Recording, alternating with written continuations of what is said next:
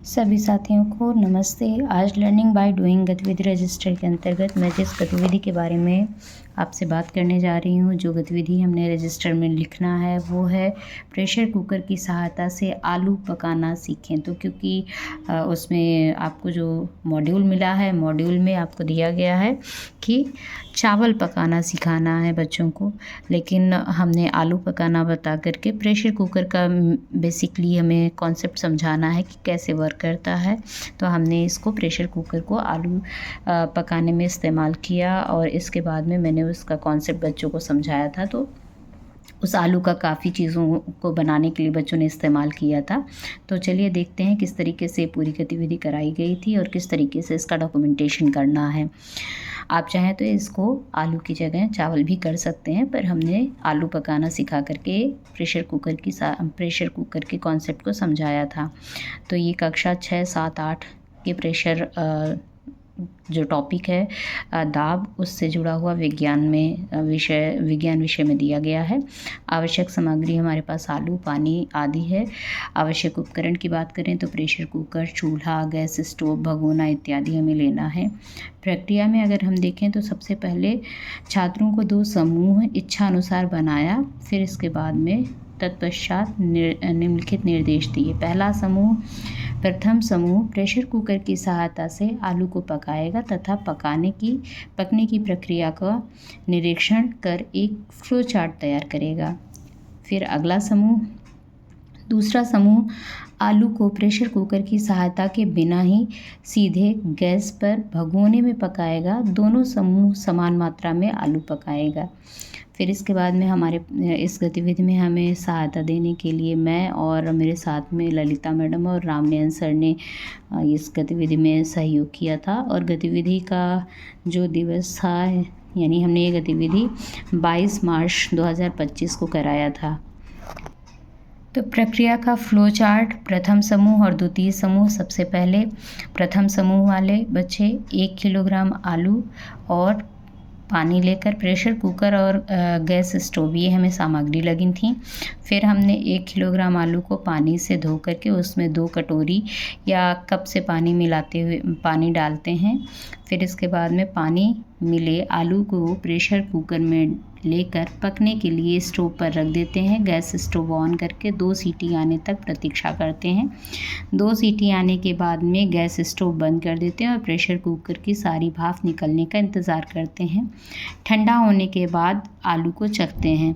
इसमें हमने low flame का इस्तेमाल किया था। लो फ्लेम पर 2 सीटी लगाई थी। अगर आप हाई फ्लेम रखते हैं तो उसमें ज़्यादा सीटी लगाना पड़ेगा, ज़्यादा देर तक आपको प्रेशर कुकर को रखना पड़ सकता है।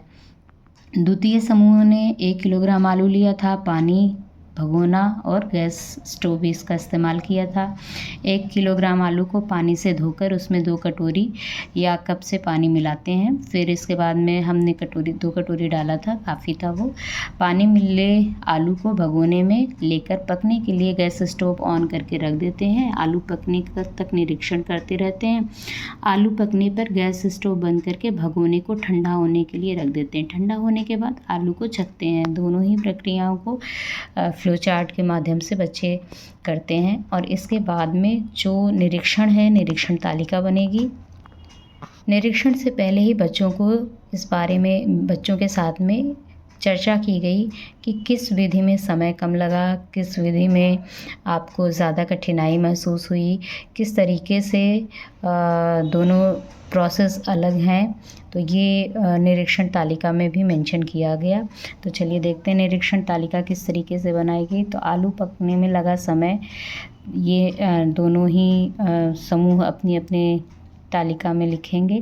फिर सबसे पहले शुरुआत का समय 10 बजे के अराउंड में एलबीडी का कार्यक्रम ये शुरू किया गया था।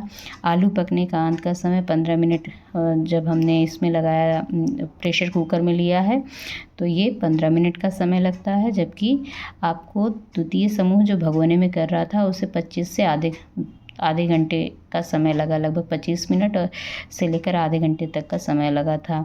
आलू की गुणवत्ता का परीक्षण जब किया गया तो स्वाद में दोनों ही आलू स्वादिष्ट और थोड़ा मिठास युक्त थे। रंग सफ़ेद, छिलने के बाद में उसका रंग सफ़ेद दिखाई देता है, सुगंधित आलू का जो सुगंध था वो परिवर्तित हो जाता है और वो उसमें महक आने लगती है, अच्छी खुशबू आती है। बच्चों ने प्रेशर कुकर की सीटी, उसमें लगे सुरक्षा वाल्व, रबर रिंग, हैंडल एवं कुकर को बंद करने की व्यवस्था का निरीक्षण कर आवश्यक जानकारी प्राप्त की। उपयोग की बात करें तो बच्चों ने प्रेशर कुकर की उपयोगिता को समझा एवं साथ ही उबले हुए आलू से विभिन्न स्नैक्स भी तैयार किए। तैयार स्नैक्स को बच्चों ने अध्यापकों एवं अन्य साथियों में वितरित किया एवं स्वयं भी खाया और आनंदपूर्वक गतिविधि को पूर्ण किया। इस गतिविधि में जो हमारे प्रतिभागी विद्यार्थी थे उनका हमने दोनों समूहों का यहाँ पर ज़िक्र कर दिया। दोनों समूहों के बच्चों का नाम लिखा जाएगा। फिर इसके बाद में आपको लिखना है सिद्धांत, सारांश, ज्ञानार्जन। सारांश, सिद्धांत, ज्ञानार्जन ज़रूरी है क्योंकि ये ही हमारी एलबीडी का मेन कॉन्सेप्ट है, किस तरीके से हम सिखाते हैं।